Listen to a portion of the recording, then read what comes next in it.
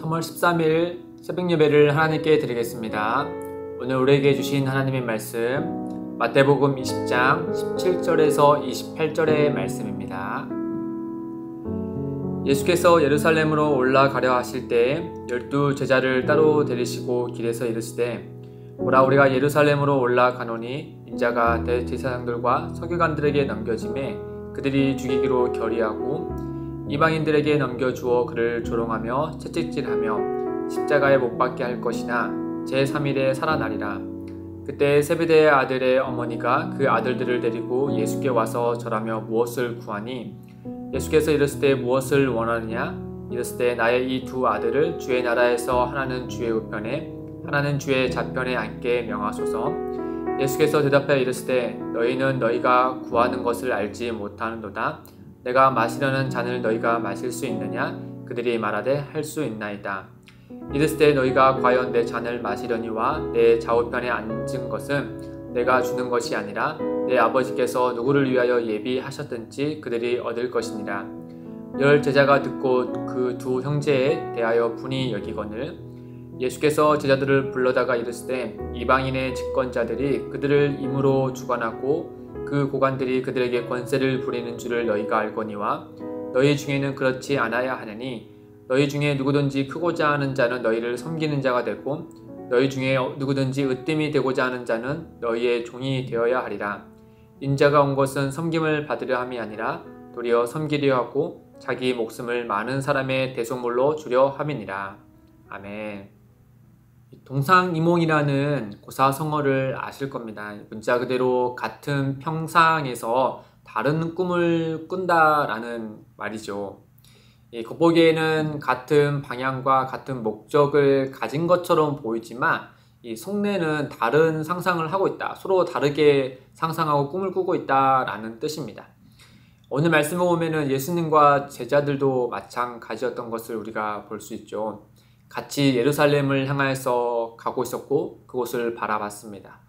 예수님은 그 예루살렘에서 순환당할 것을 말씀하시죠. 반면에 제자들은 그 예루살렘에 올라서 그 자리에서 가장 높은 권력의 그 자리에 앉을 것을 상상하며 그것을 바라봅니다. 예수님은 실은 이 이야기를 3차례에 걸쳐서 말씀하셨어요. 처음에도 말씀하셨을 때 그때 베드로가 등장해서 예수님께 항변하지 않습니까? 예수님 절대 예수님에게 이런 순환과 또 이런 잡힘과 죽임을 십자가라는 것을 절대 용납할 수 없습니다 라고 하면서 절대 그런 일이 있어서는 안 됩니다 라고 하면서 항변하죠. 그런 다음에 예수님께 책망을 듣지 않습니까? 그런 다음에 또 이어서 예수님은 그 이야기를 또 하십니다. 그러자 제자들이 모두가 근심하였다라고 하면서 그 의미에 대해서 더 이상 물어보려고 하지 않았어요. 그런 다음에 오늘 이어서 세 번째로 예수님께서 또 순환과 부활에 대해서 말씀하셨죠. 그러자 제자들은 아무런 반응도 하지 않아요. 그런데 그때 어떤 일이 있었냐면은 예수님께서 이 본인의 죽음과 고난에 대해서 말씀하실 그때 의외의 인물이 등장해서 그 제자들이 원하는 것을 말하게 되죠. 오늘 본문에 보면은 그 세베대 아들들의 어머니가 등장하지 않습니까? 세베대 아들들은 바로 야고보와 요한을 말하죠. 그러면서 그 예수님을 향해서 이렇게 요청합니다. 21절에 보시면 예수께서 이르시되 무엇을 원하느냐 이르되 나의 이 두 아들을 주의 나라에서 하나는 주의 우편에 하나는 주의 좌편에 앉게 명하소서라고 합니다. 그러니까 예수님이 왕의 자리에 서게 되시면은 그 좌우편에 그 왕 다음에 가장 높을 수 있는 그 권력의 자리에 자기의 두 아들을 세워달라라고 말씀하는 것이죠. 이 마태복음에서는 세베대의 어머니가 등장해서 이야기를 했다고 하지만 이 마가복음에서는 이 세베대의 두 아들이 직접 예수님께 청했다라고 말을 합니다. 여하튼 간에 이 두 아들의 속내가 지금 어떠한 것인지를 말씀해 주고 있는 것이죠. 아마 이 두 아들, 이 두 제자만 과연 그런 마음을 가졌을까? 24절에 보면은 그렇지 않다는 것을 우리가 발견하게 됩니다. 제자들이 분을 내고 화를 내죠. 왜 화를 내고 분을 냈을까? 본인들이 기회를 놓쳤다라고 생각했기 때문일 겁니다. 제자들 사이에서 예루살렘에 가까워지면 가까워질수록 본인들의 그 12명의 자리에서 누가 더 높은 자리에 오를 것인가에 대해서 서로 간에 다툼이 있었고 또 말하지 않은 그런 경쟁이 그 안에 있었다라고 하는 것이죠. 예수님은 예루살렘을 향하면서 십자가에서 순환당하시고 그리고 부활하시고 또 하나님의 원하신 그 뜻을 이루고자 그 예루살렘을 향하고 있었지만은 그 예수님과 동고동락하면서 함께 살았던 제자들은 전혀 다른 생각을 가진 채 예루살렘으로 향하고 있었다라고 하는 것이죠. 예수님은 그 제자들의 지금 생각을 아시고 그들에게 이와 같이 말씀하십니다. 25절에서 27절 말씀해 보시면 예수께서 제자들을 불러다가 이르시되 이방인의 집권자들이 그들을 임으로 주관하고 그 고관들이 그들에게 권세를 부리는 줄을 너희가 알거니와 너희 중에는 그렇지 않아야 하나니 너희 중에 누구든지 크고자 하는 자는 너희를 섬기는 자가 되고 너희 중에 누구든지 으뜸이 되고자 하는 자는 너희 종이 되어야 하리라. 예수님이 말씀하시는 핵심은 하나님 나라에서 으뜸이 되는 방법을 알려주시는 것이 아니라 예수님을 진정으로 믿고 따르는 자는 예루살렘이 아닌 예루살렘으로 향하는 예수님을 바라봐야 한다라는 점을 그들에게 말씀하고 있는 겁니다.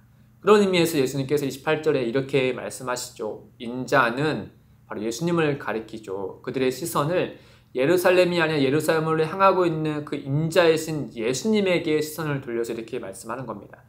인자가 온 것은 섬김을 받으려 함이 아니라 도리어 섬기려 하고 자기 목숨을 많은 사람의 대속물로 주려 함이니라. 예수님은 그 일을 위하여서 우리를 섬기고자 예루살렘으로 향하고 있다라고 하는 것이죠.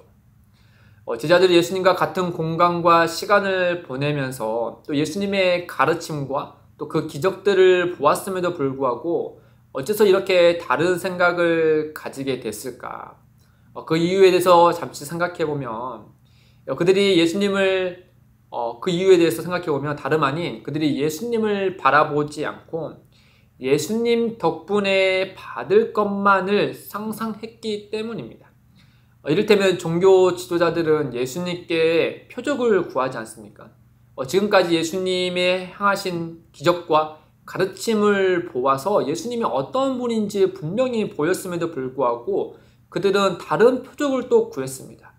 왜 그런가 하면 예수님의 가르침과 능력과 그 기적을 통해서 예수님이 누구신지 분명히 밝혔지만 종교 지도자들은 그 기적을 보았음에도 불구하고 자기의 뜻과 부합하지 않는다고 하여서 그것을 부인했기 때문이죠. 예수님을 부인했기 때문입니다. 안타깝게도 제자들도 마찬가지였던 거죠. 누구보다도 예수님이 하나님의 아들이심을 믿었던 그들이지만 하나님의 아들께서 십자가를 지나야 한다는 사실을 받아들이지 않았던 겁니다. 예수님은 3차례에 걸쳐서 그들에게 말씀하셨지만은 그들이 생각했던 그 표적과 다르니 그것을 받아들이지 않았던 것이죠. 왜냐하면 그들이 바라는 그 바는 십자가가 아닌 예루살렘의 왕자의 좌우편에 앉는 그 자리를 상상했기 때문입니다. 이 세상의 가치관이 그들의 두 눈과 두 귀를 가려 버렸기 때문에 그 상태로 예수님을 따랐기 때문에 같은 곳을 향하여서 가더라도 다른 상상을 하며 나아갔다라고 하는 것이죠. 사랑하는 성도 여러분, 신앙 서적 중에 이런 제목이 있는 책이 있습니다. 우리가 하나님을 오해했다라는 제목이요. 생각해보면 우리도 어쩌면 예수님에 대해서 오해한 경우가 참 많이 있는 것 같습니다. 예수님은 말씀하셨을지 이 땅에 오신 것은 섬김을 받으려함이 아니라 오히려 섬기려 하고 자기 목숨을 많은 사람의 대속물로 주기 위함이다 라고 말씀하셨죠. 우리는 그 예수님을 따르는 제자들이기 때문에 우리가 가야 할 곳 역시 누군가를 섬기는 자리여야 마땅합니다. 예수님이 그 길을 가셨으니까요.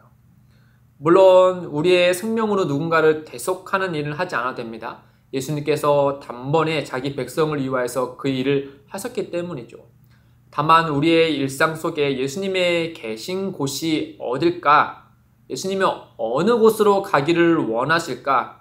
또 누구를 만나기를 원하실까? 또 그곳에서 어떠한 일을 하기를 원하실까라고 우리가 생각해 보면 그 자리는 명백하게도 내 자신이 빛나고 영광 받을 자리가 아니라는 것을 알 수 있습니다.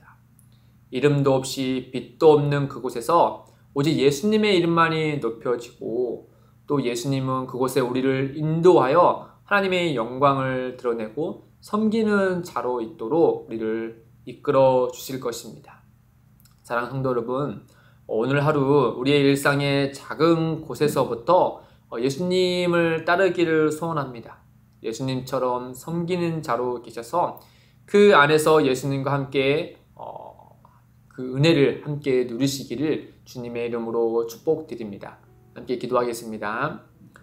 하나님 아버지, 예수 그리스도를 우리의 주님으로 모시고 그를 따르는 제자들인 우리가 현재 무엇을 바라보고 또 기도하고 있는지 우리 스스로를 돌아봅니다.